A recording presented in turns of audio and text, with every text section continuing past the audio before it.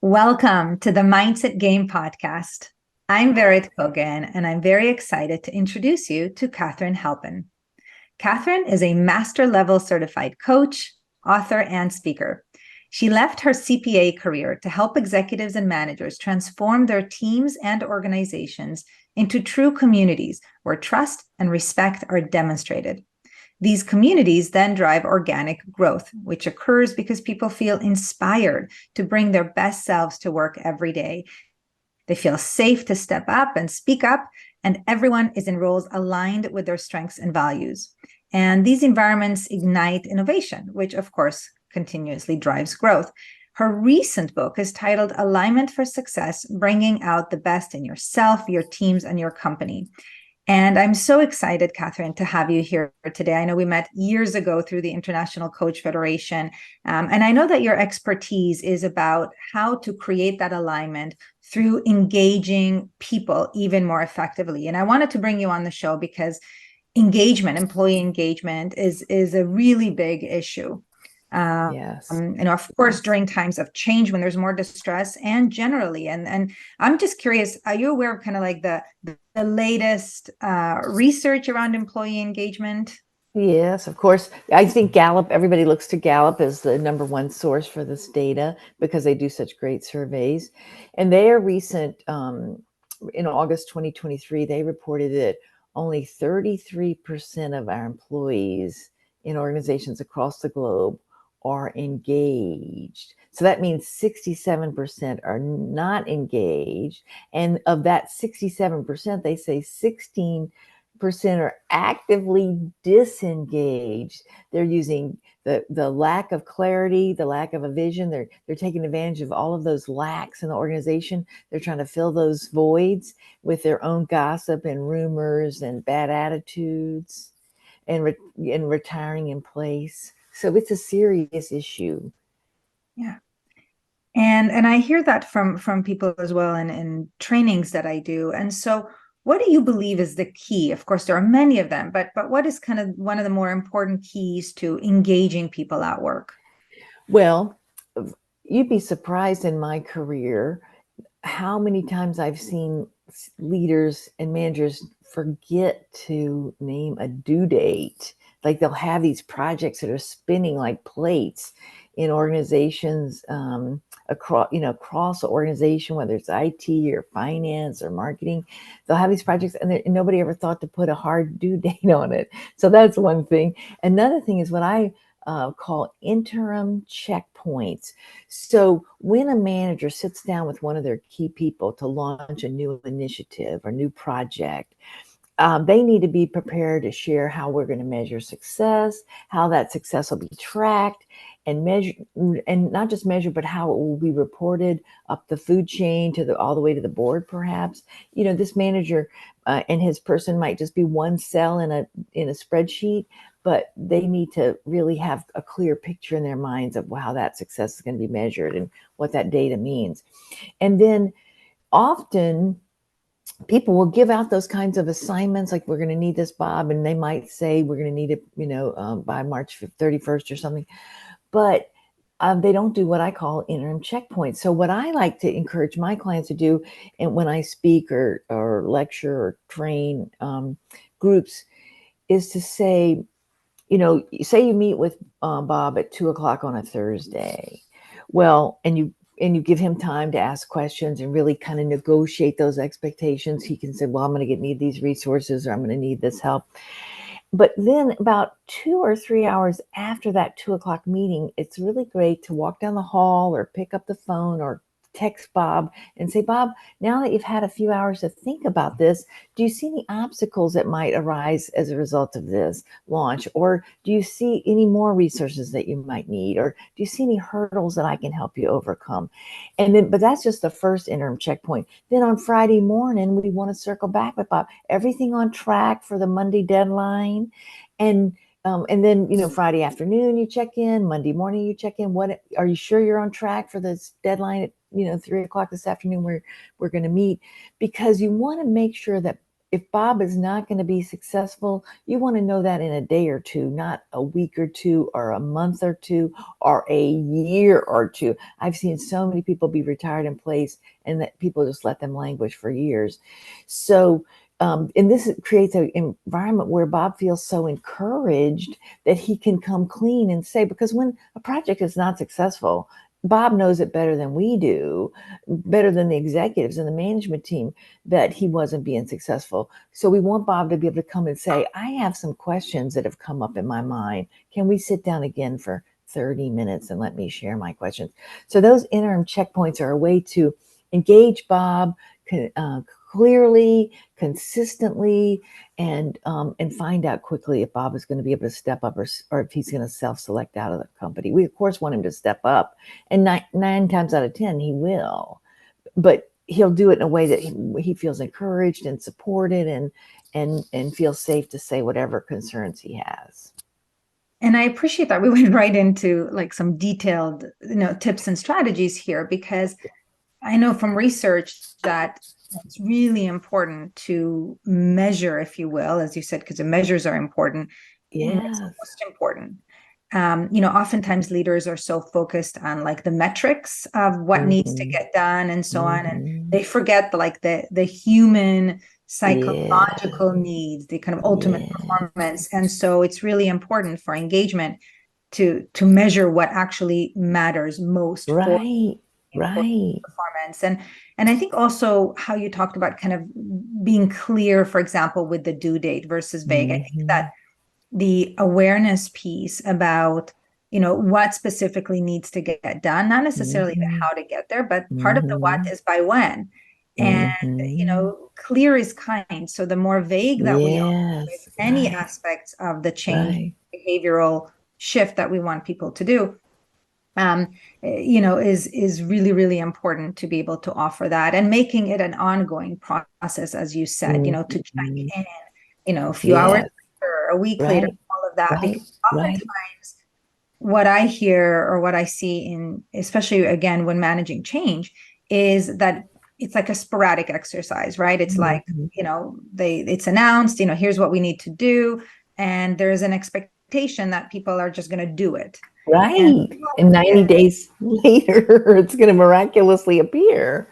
Exactly. And people really need that engagement, employee engagement, as an ongoing process, not as a, let me check in with you once and just hope that, things are good. And it goes to empowering also people. Whether it's empowering, managers to drive that engagement, having them have those, as you said, touch points, those interim checkpoints, as you call them, as often as possible. But it's also about self-leadership, because I think that there is a responsibility from the employees themselves to self-manage. Of course, and self-regulate. Exactly. Ask for what they need. If they're not getting the information that they need, if they're not getting the support that they need, is where we want a culture of psychological safety, so that they feel safe to ask for those. So, studies show that with the BP oil spill and any NASA event where people have died, there was always some low-level engineer that knew that the formulas were not right.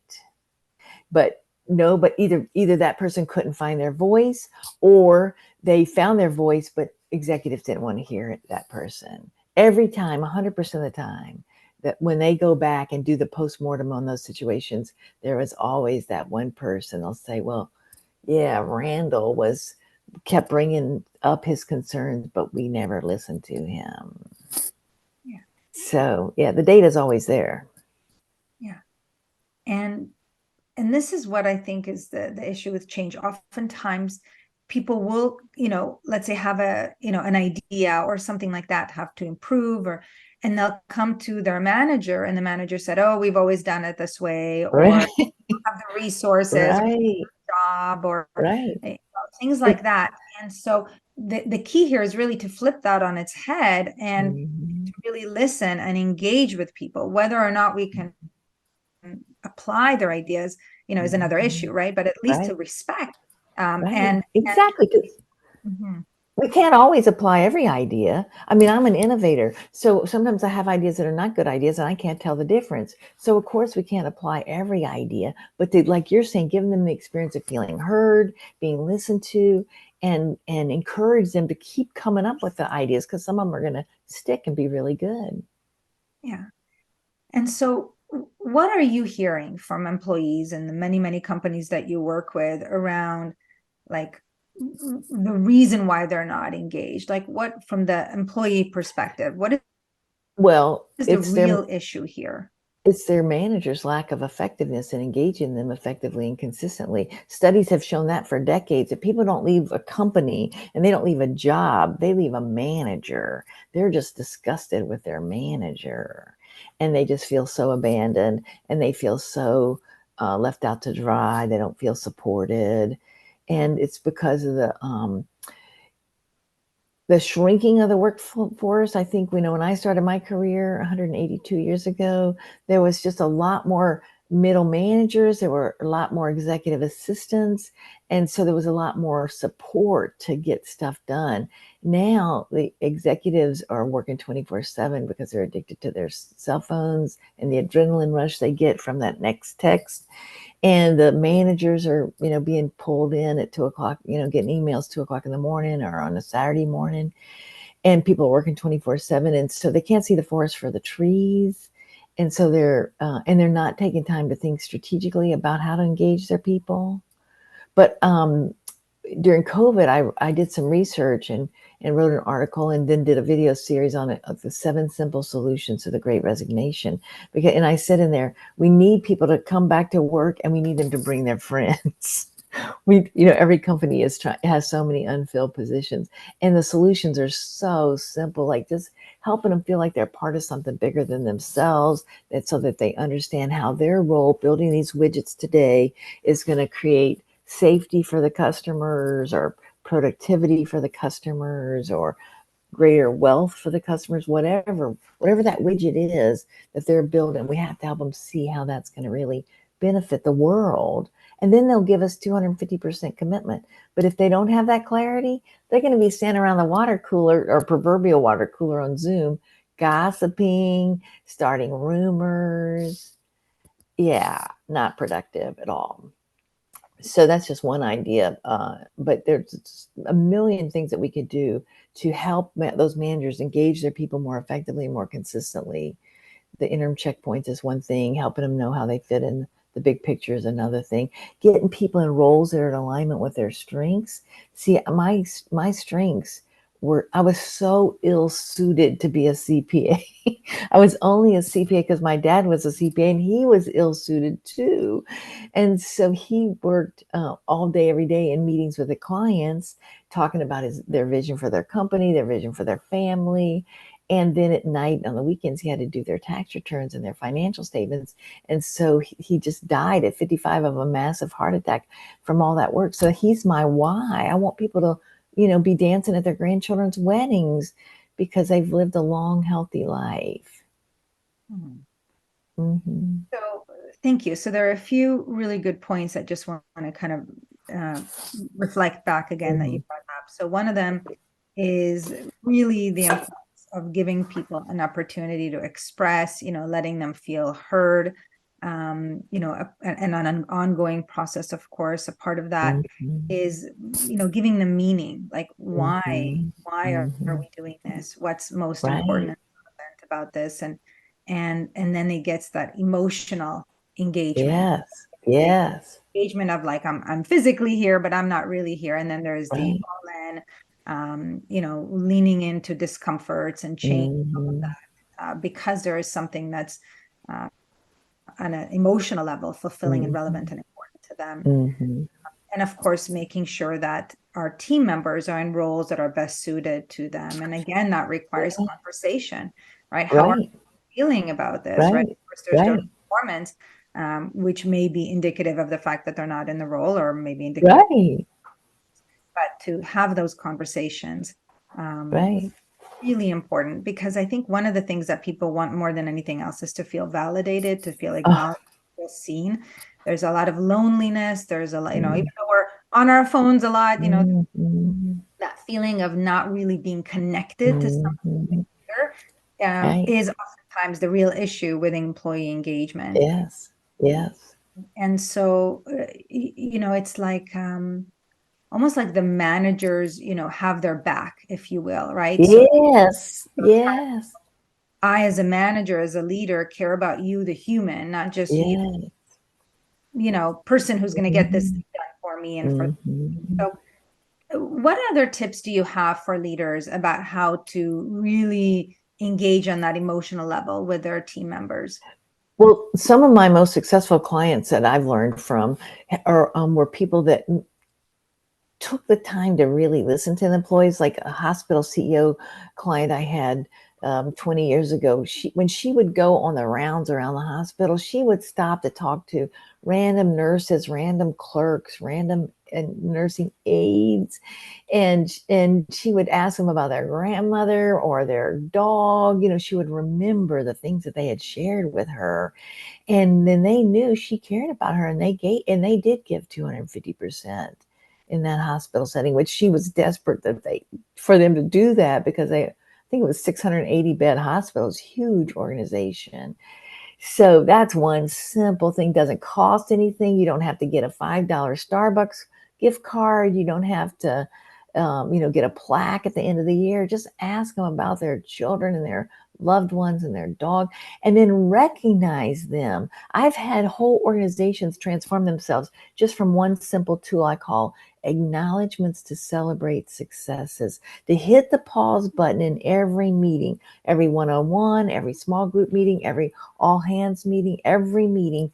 Hit the pause button for 10 or 15 minutes and celebrate some of the recent successes, and not just give compliments, because people say that that's just your opinion and I'm just doing my job. It's no big deal. They slough it off.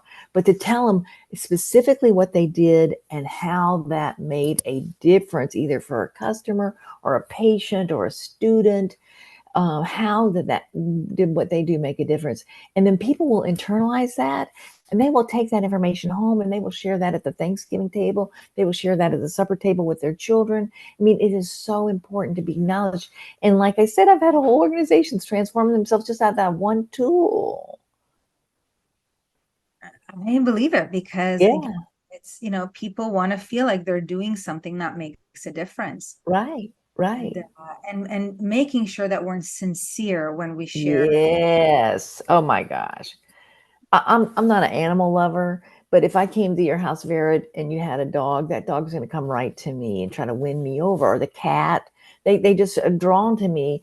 And so if a dog or a cat can sniff out authenticity and or lack thereof, then just think of what humans can do. And see, I didn't know that when I was a CPA, so I always had a conversation about my boss that went something like that. I would say out loud, "Oh, that's a great idea." You idiot. And so they could always feel the you idiot part of the conversation, even though I didn't say it out loud. So human beings we are able to sense who's being genuine, who's being authentic, who's being generous. And then they also see who's taking all the credit, or they see the leaders that are only focused on next quarter's earnings expectations for Wall Street or whatever. And in order to do that sincerely, authentically, and often, there is some preparation, I believe, that could be done there, right?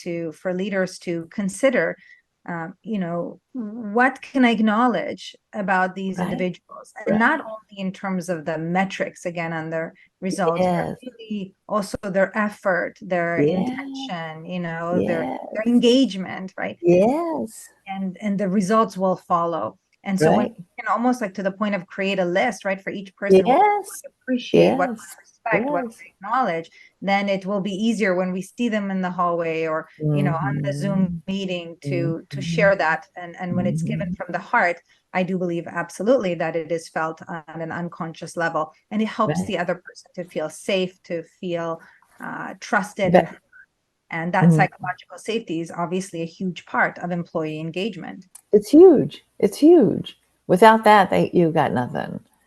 Yeah, you can have the right people in the right roles. You can give them the learning opportunities so they feel like, work has some play components, they're getting to play. You can do it. You can spend millions, literally tens of millions of dollars on recognition programs, taking 100 people to Cabo or Cozumel. I've seen so much of that. But then the leaders, when they're back in the office, they don't really engage their people in meaningful and in consistent ways. And so all that's forgotten. It's just as simple as a handwritten note. I mean, I have handwritten notes from 30 years ago, 40 years ago that I've kept that I just love looking at periodically.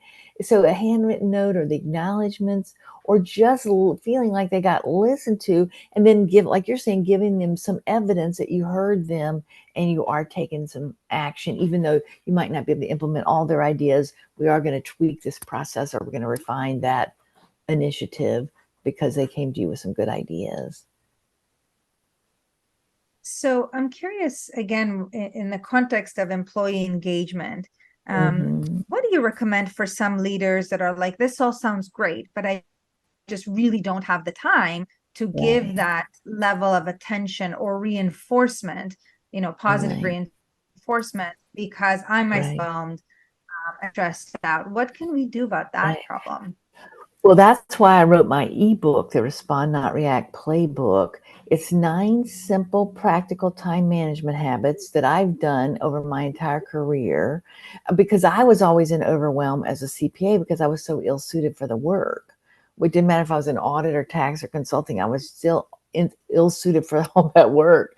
And I had all this baggage to the you idiot conversations. And so, um, the first 4 of the habits create white space on people's calendars, and then the last 5 of the 9 habits are things that they can do with that newfound white space to be more strategic, so they can be more proactive with their employees and with their projects. They can start to see around corners, and it's simple things. Like the first one is to arrive early, even on a Zoom, just to get there a few minutes early so you have a little time to ask people about their dog or their grandmother or their grandchildren. And then the second one is to do a brain dump. And this brain dump exercise is bigger than a to-do list. It includes your family, your community, your church, whatever. And you don't just write down launch project XYZ, you write down the first 5 or 6 steps to launch project XYZ, because that's when you can start to delegate, when you're getting clear on, like, I don't have to do this step or that step. And then the third one is to make sure your calendar's up to date and complete. And then the fourth one that starts to, where the magic happens, is to scroll through that calendar and scroll through that brain dump list and start to ask yourself, well, who could help me with this project? Or do we even need to do this project at this time? Maybe that we can defer this till next quarter or next year or next decade. Do we have the resources to do this? Do we have the funding to do this? And that's when you start creating the white space, because you start to either delegate or dump or defer. And then you can spend more time preparing for meetings, making sure that you have an agenda. You don't go to a meeting that doesn't have an agenda. You don't go to any so that means you don't go to any ad hoc meetings because there's no agenda. I only come to meetings with agenda. Send me the agenda 24 hours in advance, and then I'll let you know if I'm the right person to be in the meeting. And that's another reason why you have to get places early, because you might not be the right person. You might not be the subject matter expert. And so you want to get that clear. Is it okay if I just take a minute to say what the purpose of this meeting is today? Please, somebody say what the purpose is so we can let go. Some people go back to their desk and get their work done. And then when you're taking that strategic think time, because now you have this newfound thing, you can start to say, now, where have I seen Betty Sue be successful here in this role? How could I give her more of those kinds of projects and tasks and take away the things that I get frustrated when she doesn't meet the deadline or the quality of the the work product, or she does meet the quality and she does meet the deadline, but she's left some bodies along the side of the road. She's alienated some of her peers. Because the key to high performing organizations is that everybody has everybody else's back. So if you're burning bridges, then people are not going to have your back. And we need everybody to have everybody else's back. And a part of, that is, especially when it comes to meetings, to team meetings, is making sure that everybody is also being heard, like getting equal Yes. airtime. right? Right. And this is the opportunity for people to express what Right. they need and what's not working. And, Right. it's really a golden opportunity to really listen to the energy, to the words, and be like, all right, this is what they need, telling me what they need in order Right. to be more engaged. Right. Right. As we saw in the pretty alarming Gallup numbers for employee engagement, is that this is a real issue. This is a real Yeah. issue, and humans need care. Humans Mhm. need to feel safe. It's They right need above to food and feel like shelter. they matter. Right. Right above food and shelter and safety. We need those as a baseline, but then we also need to feel like we matter. So, would you be willing to share with us a little bit about how to engage people in meetings? Yes. Oh my gosh. Well, first of all, like you said, give them an experience of being heard. Second of all, don't go into a meeting without an agenda, so everybody knows what role they're going to be in. One person's going to be the time keeper, one person's going to be the scribe. People need to know: are they the decision maker? Are they here to brief the decision maker? We go into meetings all day and we don't know who's the decision maker. So, what is everybody's role in the meeting? And then, and what is the clear outcomes that we need to drive to? People want to be successful at work, but it's incumbent on the leaders and the managers to give them the tools like an agenda so they can be successful in the meeting. And just by clarifying what the purpose of the meeting is, if that's all you're doing, that's going to free up tons of productivity because so many people are sitting in meetings that they don't have there's no need for them to. So to make the meetings more meaningful, we have to have the agenda. It has to be well thought out and include all the ways we're going to measure success on our projects. I'm a big fan of meetings if we're moving projects forward and measuring the progress of those projects. But if it's just these random updates, I've heard of CEOs that would bring everybody together for an hour or two and just let people just randomly go around the table with an update. There's no list. There's no inventory of open projects. There's no discipline. There's no consistency. There's no clear communication. So people need and deserve to really know what the outcomes are and how they're going to be not just measured but reported. So if we can discuss those things in meetings and eliminate ad hoc meetings, because none of the structure is there for success in an ad hoc meeting. Nobody knows what the purpose is. Nobody knows what their role is. Nobody knows what the outcomes are supposed to be. And I think that when we have that collective intention, we get more in sync. Yes, and maybe Of even some course. of the drama, and the Yes. not important stuff kind of gets diminished because we're focused on something and actively working toward that. So there have been so many helpful little nuggets, Katharine, today. I'm so grateful to you because on some level, we all know these things, and yet Right. get so busy and we forget that number one, leadership is a it's self-leadership first and foremost. We need to Yes. take care of ourselves, make sure that Yes. we're engaged, and Yes. then to be able to have the energy to be Yeah. able to support others to feel more engaged. And for those people Right. who are not the leaders, right, to also realize that is on them too, right? Yes. Engagement, if they Exactly. want to feel like something has more meaning, for them to again, self-leadership, to ask Right. for what they need, to ask for the Right. clarification Right. about their role in meetings, Right. ask what's important for Right. them, and co-create something that's even greater together. So thank you Yeah. for being here. How can people Oh, learn more thank about you.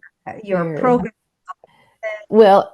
Our website is halpincompany.com. Halpin is Halp as in Peter, I, N as in Nathan, halpincompany.com. And I'm all over LinkedIn, Katharine Halpin, but I do spell Katharine funny, Katharine, 2 A's. And then my books are both on Amazon. Alignment for Success, bringing out the best in yourself, your teams, and your company. And I love that you brought up the self-leadership, because in that short 2-hour read book, of 5 chapters, 2 of the 5 chapters are on self-leadership, because Bill George, the former CEO of Medtronic, said if we don't, well, he said when he saw leaders fail, it was never because they failed to lead their team. It was always because they failed to lead themselves. We have to do the self-management, self-regulation, bring that discipline to our own self-leadership program. So I think those are all good ways. I'm on Facebook and Instagram too, but LinkedIn is mostly just my, content. I have tons of content on LinkedIn, articles on every topic.